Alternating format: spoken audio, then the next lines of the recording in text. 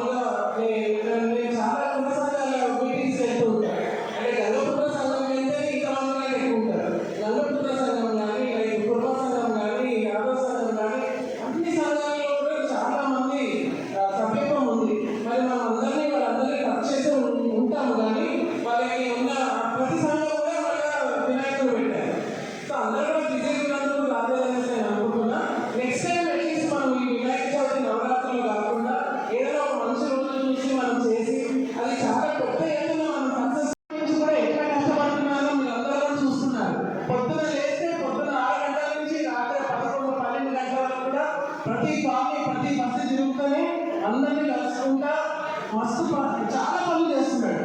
And మల్కాజ్గిరికి మనకి చాలా advantage ఏంటంటే ఇప్పుడు రైల్వే బ్రిడ్జెస్ కానీ అన్ని పనులు కూడా చేస్తామని చెప్పి ప్రామిస్ చేశారు. మనం అందరం కూడా ఆయన ఏమాత్రం టైం ఉన్నా కానీ ఈరోజు తప్పకుండా వచ్చింది 100% మేము వెళ్తాం. అండ్ ఇంకొకటి నేను ఇప్పుడు ఓటు బీసీలకి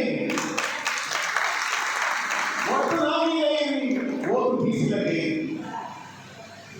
వాళ్ళ ఓటట 5,000 రూపాయల ఓటు అమ్ముకోరట. మనం 500 రూపాయలకే ఓటు అమ్ముతామట. వాళ్ళు అంటామన్నా నీవో నేను అన్నాను బీసీల గురించి మాట్లాడుతున్నాం. ఓటర్ తీసిస్తే ఓటు అమ్ముకుంటారు మీ వాళ్ళు అని చెప్పి చెప్తాము. ఓటర్ తీసే మనం అమ్ముకునేది ఓటర్ తీసే కాదమ్మా, మన పిల్లల జీవితాలు అమ్ముకుంటున్నాం. మన పిల్లల భవిష్యత్తును అమ్ముకుంటాము. ఇలా దవాఖాన పంట, ప్రైవేట్ స్కూళ్ళ పంట, ఫీజులు కట్టలేక సత్తా ఉంటే, కరోనా వస్తే లక్షల రూపాయలు తలబెట్టి మన ప్రాణాన్ని కాపాడే దవాఖాన లేకపోయా. ఇలా కూర్చున్నారు లేవంటే కదమ్మా. ఈ నించుని మన దేశానికి స్వాతంత్రం వచ్చినప్పటి నుంచి ఇప్పటిదాకా ఈ తెలంగాణ రాష్ట్రానికి బీసీ ముఖ్యమంత్రి కూడా రాలేదు. మన జాతర నుంచి ఎవరు రాలేదు. 100 మంది మనమే ఉంటాం వల్ల 100 మంది మనమే మన బీసీల నుంచి ముఖ్యమంత్రి కాలేదు.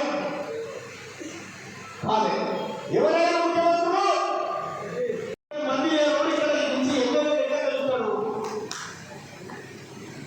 ఎట్లా గెలుస్తాడు? ఎవరు ఓట్లేస్తారు? ఎవరు ఓట్లేస్తారు? ఎవరు గట్టిగా ఎవరు ఓట్లేస్తారు? మనమే కదా. కత్తి వాళ్ళ చేతికిచ్చి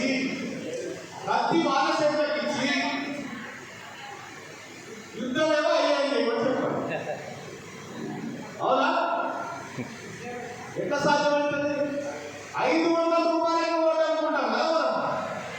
ఇంత మద్దతు ధర కూడా చేద్దానికి 500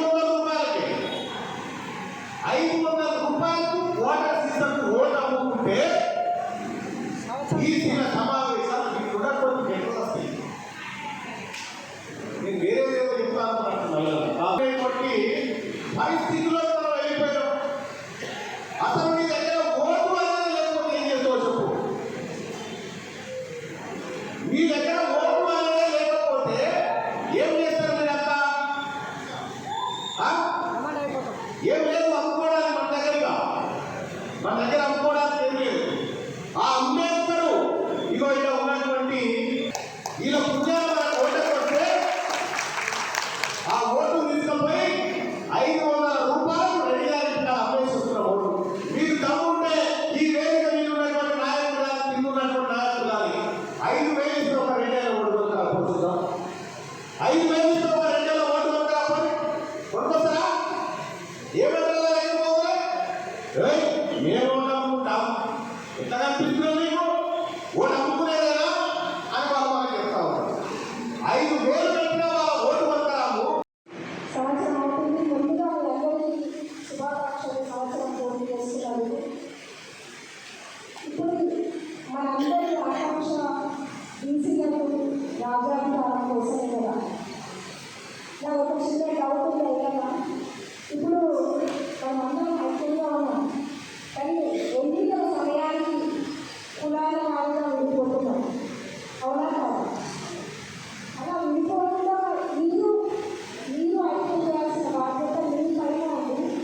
కానీ ఎంతవరకు అది సాధ్యమవుతుందో చూద్దాం. ఎందుకంటే బీసీలను ఎన్ని రకాలుగా విభజించారో అన్ని రకాలుగా విభజించారు. మీరు ఏ ప్రయాణంలో ఒక మొదటి అడుగుతో స్టార్ట్ అవుతుంది కాబట్టి మీరు మొదలుపెట్టారు ప్రయాణాన్ని. కానీ ఈ సందర్భంగా ఒక సినిమా గుర్తొస్తుంది, మామూలు సినిమా. మామూలు సినిమాలో ఊరి కోసం పోరాడి ఒక వర్గం అయితే వారు ఎవరి మీద పోరాటం చేసింది? గోడ మీద పోరాటం చేసింది. మళ్ళీ ఈ మాట మాట్లాడితే తాతకి డబ్బులు లేకునేట్టు అవ్వదు, గది అవి చేసింది.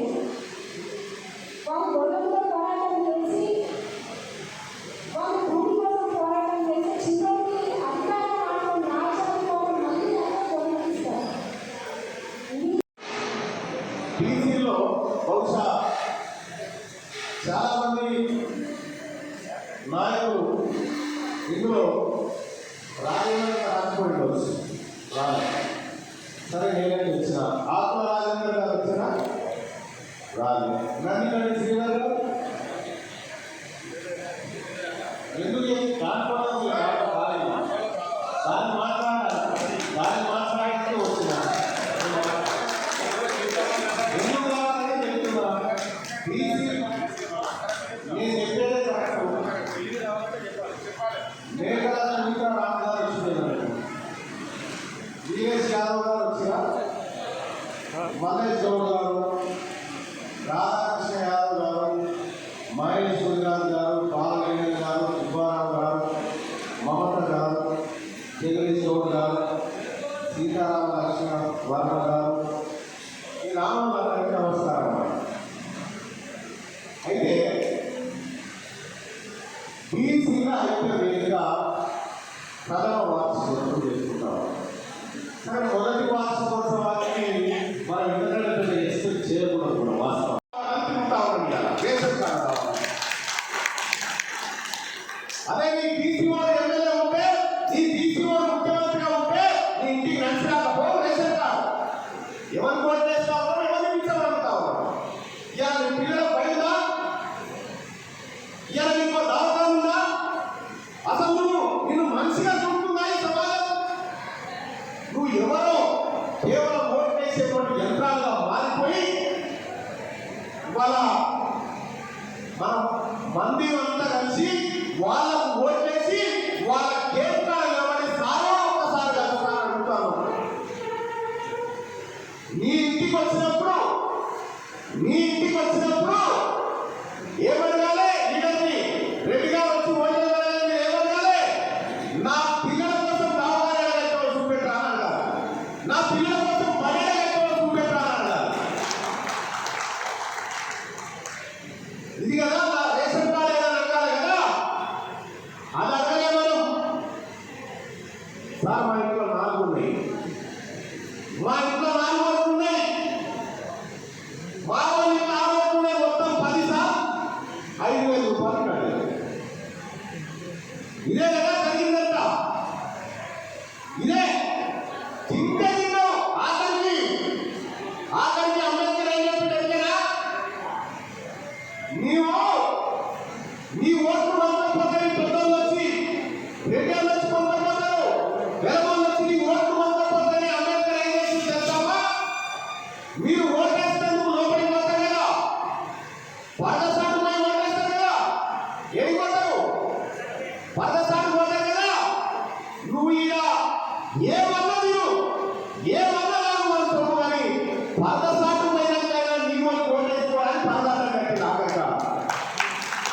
ఆ